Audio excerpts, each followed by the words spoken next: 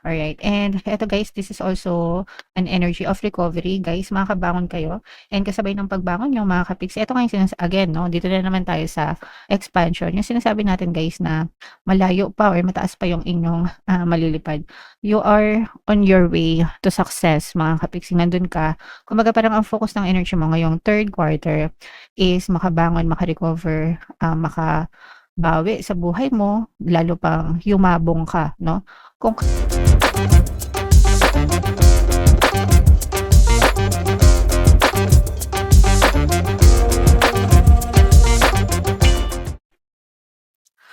hello guys, hello Leo, welcome back to Pinoy Pixie Tarot. Ang pamagat ng episode natin for tonight is third quarter kapalaran para ngayong July, August to September para sa Leo, Sun, Moon, Rising Sign, and Venus. So, unahin natin tong deck na to guys. Ito yung mga angel messages para sa inyo. Ito yung hope mga kapiksi, no? Habang may buhay, may pag-asa. Stay positive mga kapiksi. The worst is behind you. Look up to the light. So, tapos na yung mga matitindi, no? Na pagsubok na nangyari sa buhay nyo. It's important to stay positive mga kapiksi and just look forward sa what life has to offer to us guys, okay? So para maka-move on tayo mga kapiksi, importante na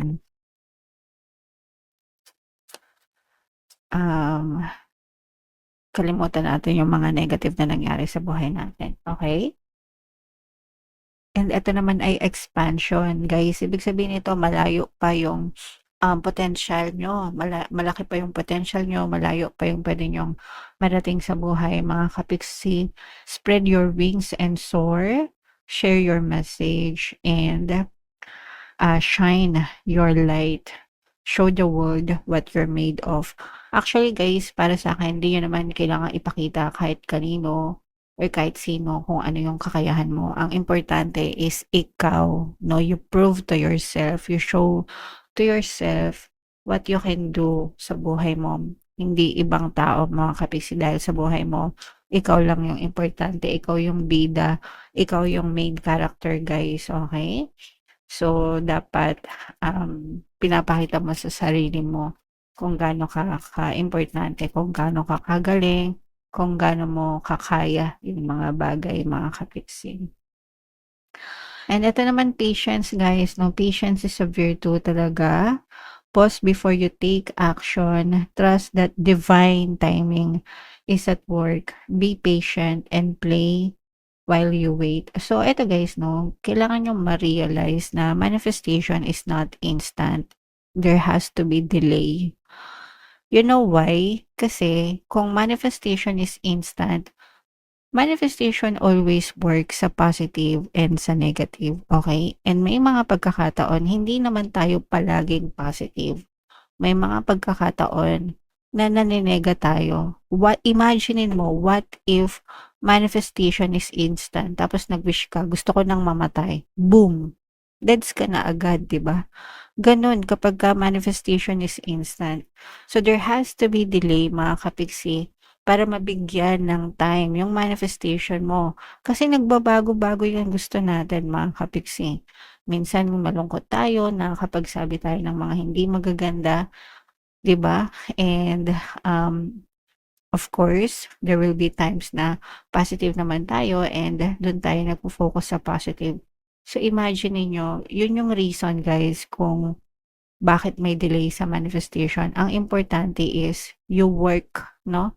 Trabahuhin mo yung manifestation nyo, guys, and you have to be patient and you have to have trust and faith, guys, and always focus dun sa positive para hindi na delay ng bonggang-bongga yung manifestation nyo kasi the more na naninega kayo, nagkakaroon ng delay lalo, no? Ibig sabihin mas lalong tumatagal mga kapiksi. Okay? So, naiintindihan nyo ba kung bakit may delay sa manifestation?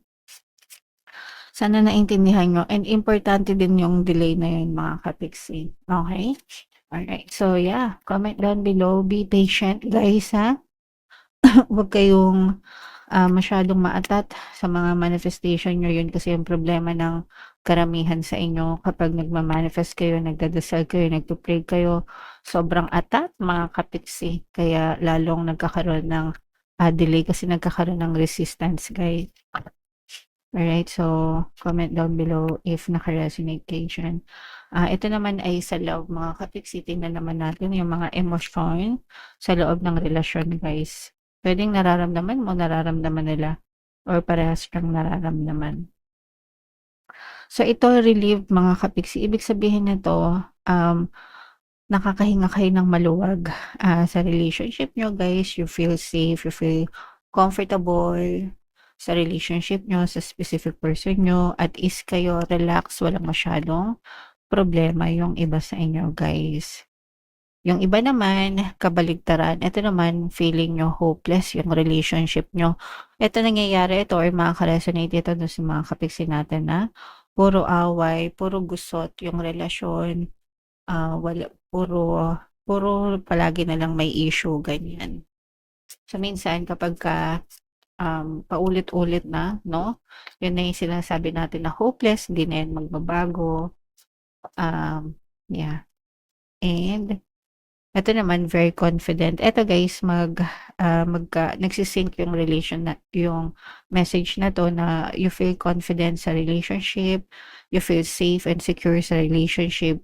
Ibig sabihin, very harmonious yung relationship na to, mga kapiksi. So, comment down below kung ano lang yung makaresonate sa inyo, guys. Take that message kasi iba-iba kayo ng sitwasyon, guys. So, comment down below if naka-resonate kayo dyan. Shuffle natin to, guys. Hanapin natin yung energy ng Leo habang sinashuffle ko to. Panoorin nyo muna yung video natin regarding sa ating paano mag-manifest ng abundance video course. Kapiksi, sawa ka na ba sa mga struggles at hirap sa buhay mo? Masipag ka ba at masikap sa buhay ngunit hindi ka pa rin umaasenso? Ilang beses ka na bang nag-attempt mag-negosyo at mag-invest pero palagi ka pa rin nalulugi?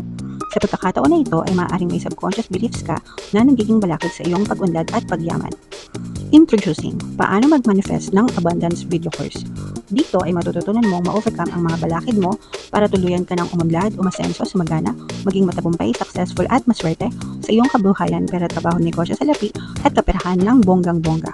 Dali, mag-send na ng email sa pinoypixie@gmail.com at simulan na ang iyong pagyaman ngayon. Alright, so sa lahat ng gusto mag-avail ng course, guys, meron tayong paano mag-manifest ng abundance video course, paano mawala ang third party at magkaroon ng harmonious na relationship, paano pabalikin si ex or vice versa. Sa mga interesado, guys, mag-send lang kayo ng email sa pinoypixie@gmail.com. And sa mga naghahanap ng pampaswerte, guys, meron tayong money shaker jar. Ito yung, guys, no? Super liit na bote pero super effective, super powerful. Inaalagyan, guys. At saka ito. So, sa lahat ng interesado, ito yung WhatsApp number natin, guys. Chat na lang ako dyan.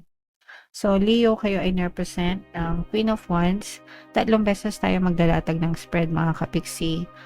Isa for July, for August, for September. Pero anytime sa loob ng 3 months, pwede nyo itong ma-experience, guys. So, unahin natin yung negative, mga kapiksi, kasi for some of you, this is full of stress, mga kapiksi. Maraming away dito na nangyayari, guys, no? Pwedeng sa relationship, romantic relationship, guys, or baka meron kayong nakakaaway na matigas ang ulo. This is more on matigas ang ulo, mga kapiksi. Yun yung nararamdaman natin. Pwedeng ano to, guys, no?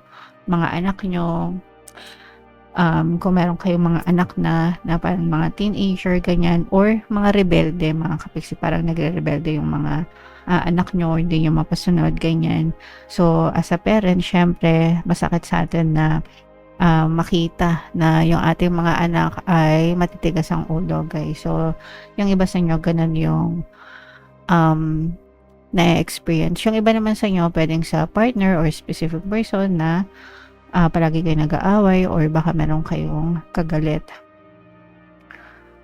Hindi lang sa pamilya, pwedeng kaibigan or kapitbahay, ganyan, na very toxic, mga kapiksi. So, if meron kayong way, paraan para kausapin ng maayos itong mga tao na to para ma-resolve yung issues nyo, gawin nyo, guys. At saka yung iba sa inyo, parang meron kayong issue na paulit-ulit, mga kapiksi, no? Lalo na sa relasyon or sabi ko nga sa mga anak na parang paulit-ulit yung nangyayari. guys, kunwari mangyayari ngayon, mag-uusap kayo, papatawarin niyo, tapos pagkatapos ng isang linggo, isang buwan, mag-uulit na naman, no? So, parang gano'n yung nangyayari, guys. So, medyo kausapin niyo lang ng maayos para magkaintindihan kayo and kailangan wala ng sumbatan, mga kapiksi. Okay? Alright. And eto naman, guys, yung sinasabi natin na expansion, mga kapiksi. For some of you, malayo pa talaga yung mararating nyo. There's a space for collaboration or room for collaboration sa inyo, guys. Lalo na sa pera or sa pagkakakitaan. Lalo na kung may business kayo, guys. Or kung mga independent earners kayo, no? Yung mga self-made, kumbaga, kung may mga self-made na negosyo, self-made na pagkakakitaan, maaari magkaroon ng daan for collaboration sa inyo, and yun yung magiging way din para lalo pang mag-expand yung inyong pinagkakakitaan, mga kapiksi. Okay? So, wag nyong isara yung oportunidad sa inyo for collaboration, guys. Kasi malaki yung maitutulong yan sa inyo. Okay? Alright. So, what else, mga kapiksi? Tingnan pa natin. Guys. So, ilatag muna natin, mga kapiksi. You have to trust your intuition, guys, no? Kasi may mga bagong opportunities na dadating sa inyo pagdating sa pera. Pero you have to trust your intuition, mga kapiksi. Malalaman nyo, if you follow your intuition, guys, or magdasal kayo if kailangan nyo mag-decide, mga kapiksi. Kasi, tutulungan kayo ng inyong mga gabay para makaiwas sa mga problema. Yun yung purpose or silbi ng ating intuition para mailayo kayo sa mga problema, mailayo kayo, guys, sa mga hindi magagandang bagay na nangyayari sa inyo. Kasi for some of you, pwede kayong maka-experience ng mga konting problema, konting pagsubok pagdating sa pera, guys, lalo na kung padalos-dalos kayo, yung mga tipong hindi nag-iisip, yung mga agresibo, ganyan. So, baka mapasubo kayo and mapahama kayo. So, this time, you have to trust your intuition pagdating doon sa mga bagong opportunities na yon para hindi kayo mapahamak, guys. Okay? Alright. And, eto, guys, this is also an energy of recovery, guys. Makakabangon kayo. And, kasabay ng pagbangon nyo, mga kapiksi, eto nga yung again, no? Dito na naman tayo sa expansion. Yung sinasabi natin, guys, na malayo pa or mataas pa yung inyong malilipad.